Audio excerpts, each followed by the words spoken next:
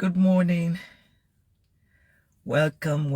It's another edition of Morning Dew. It's my pleasure to be here. Now, today, the topic is be intentional about being thankful. Be intentional about being thankful. Yeah, I can just say be thankful. But as I was preparing, I realized that there's a need to be intentional about being thankful. If you look at where you are, no matter what, there's always that which you can thank God for.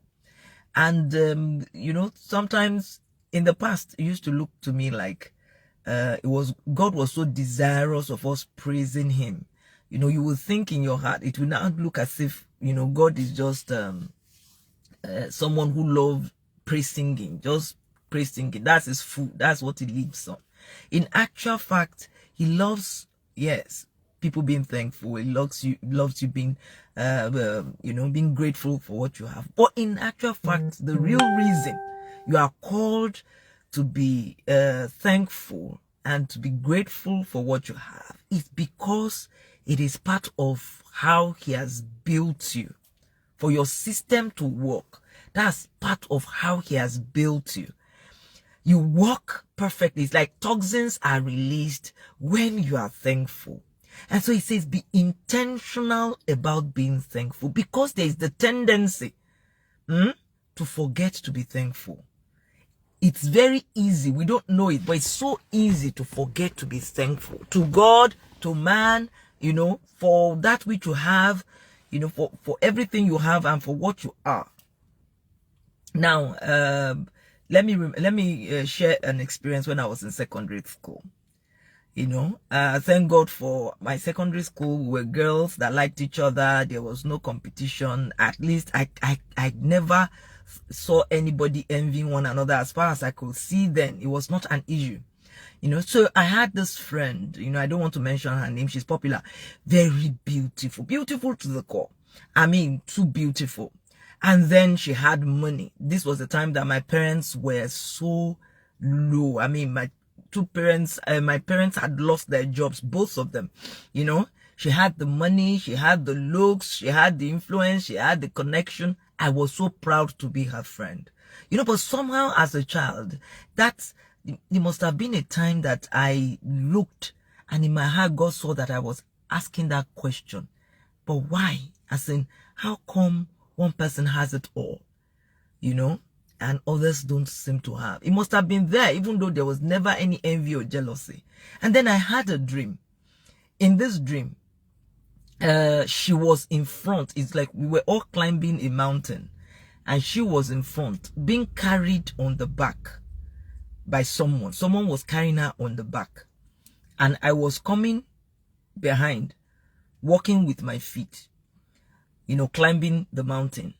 And then there was someone coming behind me who had no legs, who was crawling. You see, she was in front of me being carried. I was coming after her, walking. We're all climbing mountains. She was being carried, she was being carried as she was climbing the mountain. I was walking with my feet, climbing the mountain, and there was someone at the back who had no feet and was finding it more difficult than me to climb. I realized this thing was so clear to me, and as young as I was, it broke down so many things for me. Until today, I can say it is what life is. At any point in life, there is someone in front of you being carried, and so he's faster than you, and so he's finding things more comfortable. And there is you are walking with your feet, and you are climbing.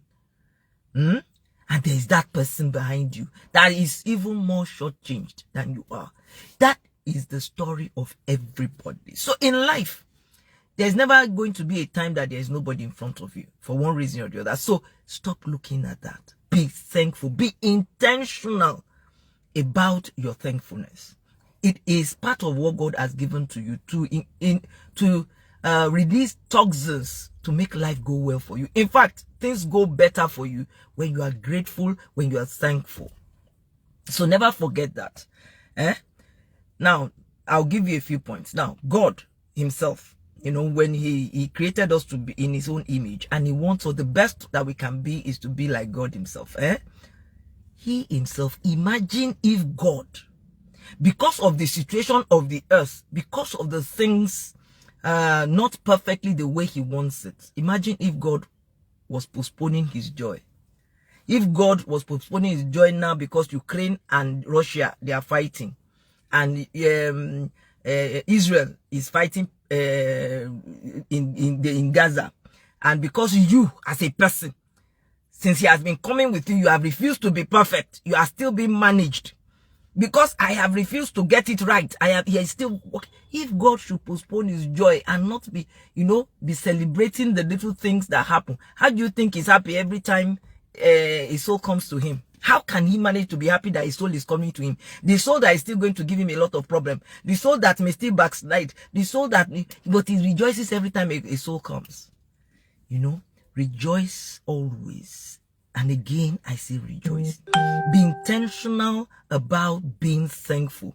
Be thankful to God and be thankful to man. Man said, be thankful. See, every little thing that you get, just think about, if it was a bit different. For instance, there was a day I just looked at myself and I was like, Ireti, you are 51. You don't have a case of diabetes, which my mother had since the age of 39. You don't have a case of this. You don't have high blood pressure. You don't have this. By the time I counted them, I said, look, that which is not perfect right now, okay, that I know that I don't have right now. Imagine if I should add a case of problem with high blood pressure. Will I remember any of these things that I'm talking about? Okay, now leave it. Imagine if I should add a case of cancer or tendency to have it alone self. Imagine how all the things that are keeping me away from being thankful and being joyful right now. Imagine how all of them will dissolve. And don't let that thing come before you realize how much you have. Wait, count your blessings, look at them, and not just with mouth. It's possible you come before God and thank him. It's possible you just come before God and you thank him. I'm not asking you to do it with mouth. From your heart, as a realization to you, as part of you, as a reality in your life, be thankful. Just enjoy where you are, because it is so beautiful. You can't imagine. Somebody is looking at you and wishing he had something you have. It doesn't matter what the person has. He may have more money than you, maybe this and that more than you, but somehow someone is looking at you today and wishing he had what you have. So don't be looking at the person in front of you to limit the joy that is inside of you. If you cannot, now I will come to the part of log. That's another point. If you cannot see yourself clearly, remove the log in your eye. Remove the log in your eye. Jesus said, if we have to remove the log in your eye to see clearly, to be able to remove the speck in somebody's eye. Yes. Remove the log in your eye so that you can see yourself properly. That log is often ingratitude. That log, sometimes it can be low self-esteem. It can be, you can't see yourself fully the way others see you. That's why, you do not understand. You do not know how much you've got to be thankful for. That you have data to be watching, that you can watch, and you have the data to watch. That you are seeing the whole world, that it will have taken some people, sheep, how many decades ago, how many this thing ago, to travel, to go and see. You can see it just by checking YouTube, anything. You can see the whole world where you are.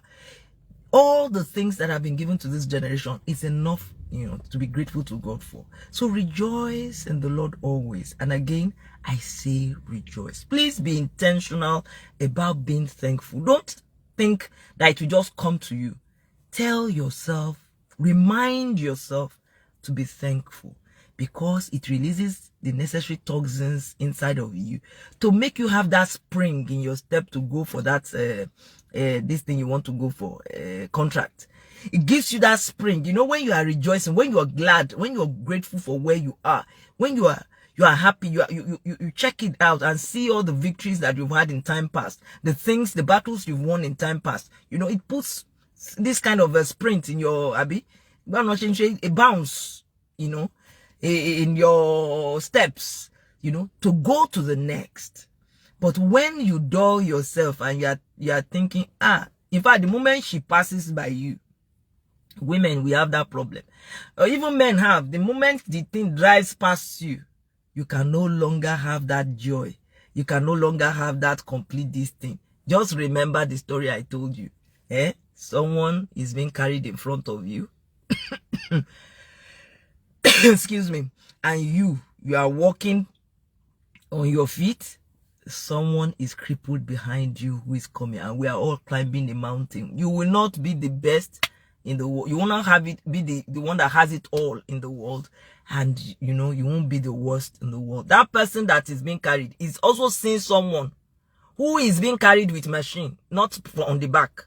Compared to her, everybody will always see somebody in front. But rejoice in the Lord always. And again, I say rejoice. Don't forget to be thankful and be intentional about it.